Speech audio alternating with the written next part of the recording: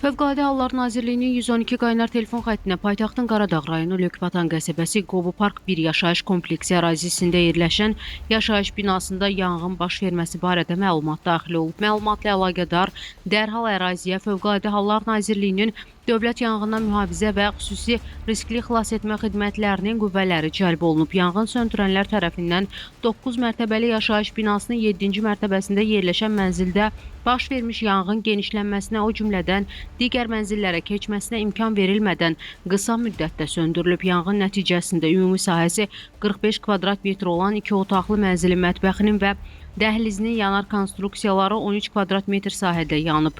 Yanğın zamanı 4 nəfər həyatını itirib.